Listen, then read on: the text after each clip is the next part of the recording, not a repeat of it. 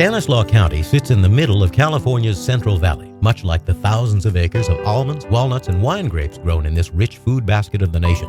It's also home to the world-famous Gallo Winery, but in recent years, Modesto's notoriety is more disturbing than renowned. It is now 2 weeks since 3 women disappeared after visiting Yosemite. She came to Washington with talent and ambition. Then she vanished without a trace. It's like a shock. It's surreal. What has happened to Chandra Levy? NBC News in depth tonight, the tragic murder of Laci Peterson and her unborn son. All high profile and unmistakably linked to Modesto. The troubles began in early 1999 with the disappearance of 3 women in nearby Yosemite National Park. Since then, this comfortable city of nearly 200,000 people has endured the controversial disappearance of Washington intern Chandra Levy and is now face-to-face with one of the nation's highest-profile murder cases. Dramatic arrest of Scott Peterson, soon to be charged with murdering his wife and unborn child.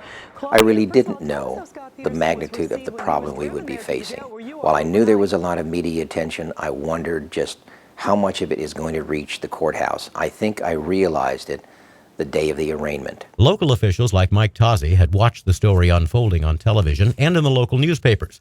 What they didn't expect was the demand put on an already cramped courthouse and jail in downtown Modesto. I think, frankly, we were caught off guard because I don't think we expected, the trucks and the number of cameras. We had our corridors all blocked. People had to fight to get to the courtroom, and I think that was the very first clear indication that I had that we hadn't managed the arraignment well, but we had to manage everything post-arraignment as quickly and as easily as we could. Dozens of reporters and their camera crews have become a daily fixture on the streets and sidewalks of this once quiet community. High-profile cases challenge a courthouse unlike anything else that's ever challenged it. It challenges it for security. It challenges it for patience. It challenges it for legal excellence. It challenges all the participants in the entire community. There are certain cases that become high-profile cases. They interest the public, and then a pack mentality develops, a competitive race to get every morsel of information that may exist. From NBC News, this is Today. The unfolding drama and suspense of Laci Peterson's disappearance drove television ratings sky high.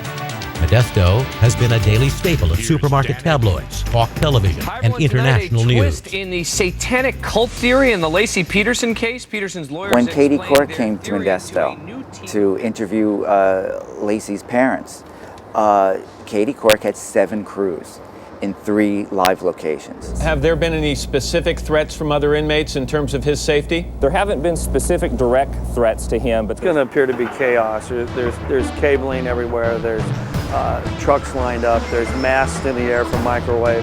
There's 2 or 3 crews possibly to each network, and you have every affiliate showing up. Sometimes in their case, 2 or 3 crews. Each show has its own reporter. There'll be different shows. MSNBC will want live shots throughout the day with one reporter. And then as we roll into prime time, there's the Abrams Report, the Olbermann Show. When a story gains this amount of intensity, the national television networks descend with millions of dollars of equipment and an endless appetite for an exclusive angle.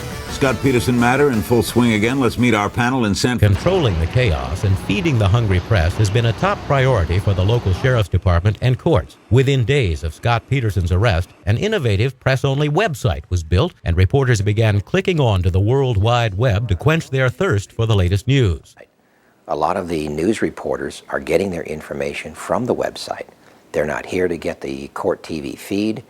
So they're getting the information we put out, and they report that right on the radio or some of the local TV stations. So the website, to me, has been invaluable. Court documents are digitally scanned and posted to the web within minutes of their release, making them immediately accessible to the hundreds of reporters, writers, and producers around the nation watching the case unfold. Seating in the courtroom is also controlled using a downloadable form that is faxed to the courthouse. Details about the upcoming hearing are then posted to the website to minimize the court's call load. That website has been very, very helpful in keeping me up to date as a person who represents Amber Frey, who is reported to be a key prosecution witness in this case. The motions are posted right away. They're available to the world, not just to the press. They're available to everybody at one time, not to just select people. And as a result, what we're seeing is better reporting, a better understanding of what's going on, and a more informed press explaining what was happening in the courtroom. I think there's more respect for the process, more confidence in the process, and more ability to be involved in the process and do the work that we need to do as attorneys when it's well organized by the court, as it is in this case. Modesto officials admit that they were skeptical about how effective their website would be in organizing and managing the press, but in the end, their efforts have paid off. I couldn't be more pleased with the way information is disseminated through that website. It's great for us. I really have no complaints.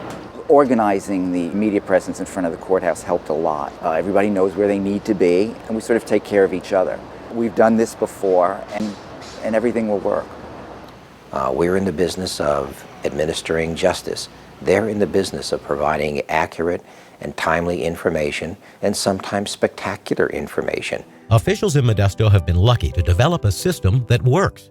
It's a system that does its best to organize and feed a media machine that could land in the backyard of any town in America. I wouldn't wish this on anyone, but if it comes upon you, be prepared for it. Don't underestimate it. This once sleepy little town is, again, dealing with another high-profile case that has caught the nation's attention and the press waiting for the next big story.